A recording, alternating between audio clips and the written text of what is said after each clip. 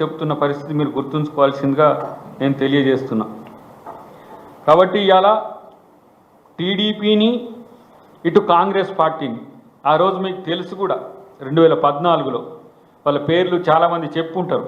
కాళే ఏదయ్య గారిని చేవెళ్ళ నుంచి, రెడ్డి నాయక్ గారిని మహబాద్ నుంచి, పువ్వాడ అజయ్ గారిని ఖమ్మం నుంచి, చిట్టెం రామ్మోహన్ రెడ్డి గారిని మక్తల్ నుంచి, నల్లమోతు భాస్కర్ రావు గారిని మిర్యాలగూడ నుంచి, విఠల్ రెడ్డి గారిని ముదోల్ నుంచి, కోరం కనకయ్య గారిని ఇల్లెందు నుంచి 7 మంది ఎమ్మెల్యేలని కాంగ్రెస్ ఎమ్మెల్యేలని 2014లో. తర్వాత 2 కాంగ్రెస్ ఎమ్మెల్యేలు రామరెడ్డి వెంకటరెడ్డి గారు, తర్వాత కృష్ణారెడ్డి గారు నారాయణ ఖేడ్ అక్కడ చనిపోతే దాన్ని ఏకగ్రీవం కూడా చేయకుండా పోటీకి పెట్టి 6 సీట్లను కూడా గుంజుకున్న చరిత్ర ఇలా బీఆర్ఎస్ పార్టీ. తెలుగుదేశం పార్టీ నుంచి 15 మంది ఎమ్మెల్యేలు అప్పుడు గెలిచింది, 12 మందిని చేర్చుకున్నారు. ఎర్రబెల్లి దయాకర్ రావు గారు ఇప్పుడు మాట్లాడుతుంటాడు కదా టీఆర్ఎస్ పార్టీ నేనే అని చెప్పి. ఎర్రబెల్లి దయాకర్ గారు పాలకుర్తి నుంచి, ప్రకాష్ గౌడ్ గారు రాజేంద్ర నగర్ నుంచి, అరికపూడి గాంధీ గారు శేర్లింగంపల్లి, మాధవరం కృష్ణారావు గారు కుకట్పల్లి నుంచి, మాగంటి గోపినాథ్ గారు జూబ్లీహిల్స్ నుంచి, కేపీ వివేకానంద గారు ఇప్పుడు మాట్లాడుతున్నాడు కదా మనోడు కేపీ వివేకానంద గారు కుత్బుల్లాపూర్ నుంచి. డిఫెక్టెడ్ ఎమ్మెల్యేలే మాట్లాడుతున్నారు, వాళ్ళు విచిత్రంగా ఉన్నది. రాజేందర్ రెడ్డి గారు నారాయణపూర్ నుంచి, మంచిరెడ్డి కిషన్ రెడ్డి గారు ఇబ్రహీంపట్నం నుంచి, తీగల కృష్ణారెడ్డి గారు మహేశ్వరం నుంచి, చల్ల ధర్మారెడ్డి గారు పరకాల నుంచి, తలసాని శ్రీనివాస్ యాదవ్ గారు సనత్ నగర్ నుంచి, సాయన్న గారు కంటోన్మెంట్ నుంచి, ఇట్లా టీడీపీ ఎమ్మెల్యేలని తీసుకొని మొత్తం ఎల్పీనే మర్జ్ చేసుకున్నారు. ఆ రోజు వైసీపీ నుంచి 3 ఎమ్మెల్యేలు గెలిచి 3 ఎమ్మెల్యేలు ఒక ఎంపీని తీసుకున్నారు. వాళ్ళు ఎవరనంటే మదన్ లాల్ గారు వైరా నుంచి, పాయం వెంకటేశ్వర్ గారు పినపాక నుంచి, తాటి వెంకటేశ్వర్ గారు అశ్వరావుపేట నుంచి, పొంగులేటి శ్రీనివాసరెడ్డి గారు ఖమ్మం ఎంపీని కూడా ఆ రోజు తీసుకున్న చరిత్ర. కాబట్టి బీఎస్పీ నుంచి కూడా అవును ఇంద్రకరణ్ రెడ్డి గారు నిర్మల్, సిర్పూర్ కాగజ్ నగర్ నుంచి కోనేరు కోనప్ప గారు. తర్వాత అప్పుడప్పుడు అక్కడక్కడనే గెలుస్తారు కమ్యూనిస్టులు.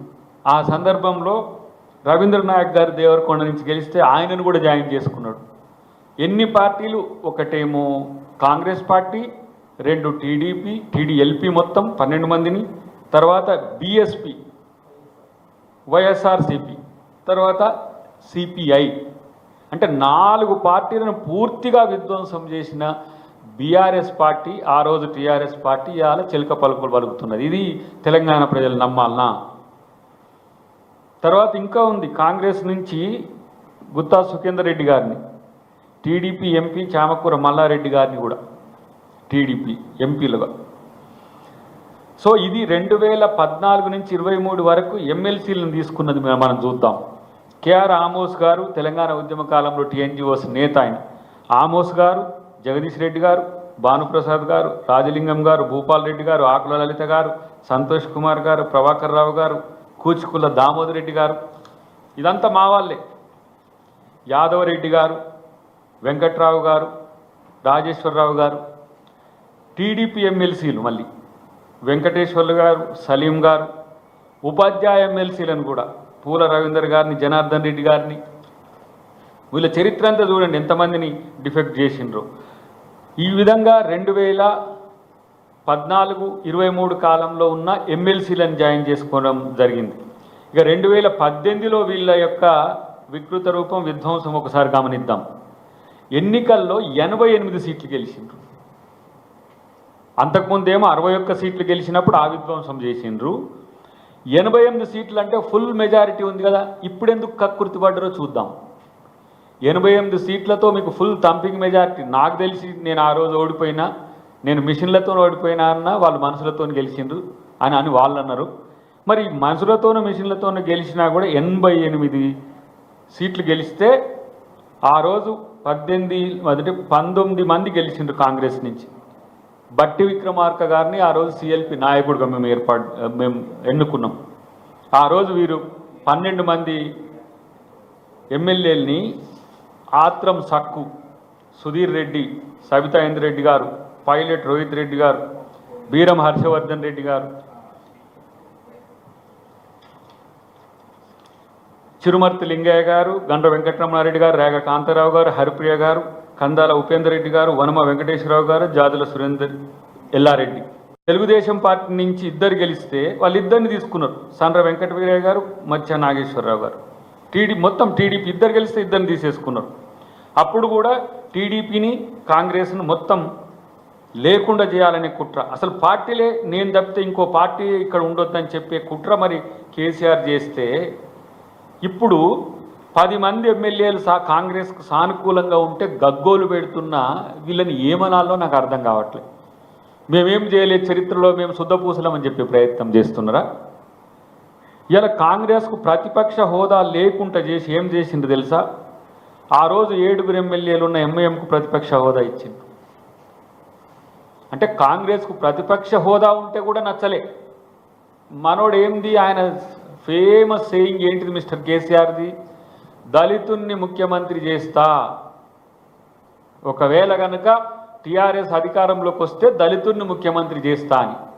ఒక దళితుణ్ణి మేము సిఎల్పి లీడర్ చేస్తే సిఎల్పి లీడర్ను కూడా ఆ హోదా లేకుండా తీసేసిన దుర్మార్గపు చరిత్ర ఇవాళ బీఆర్ఎస్ పార్టీది. వాళ్ళు దళితుల మీద ప్రేమ ఉన్నట్టు నటిస్తుంటారు.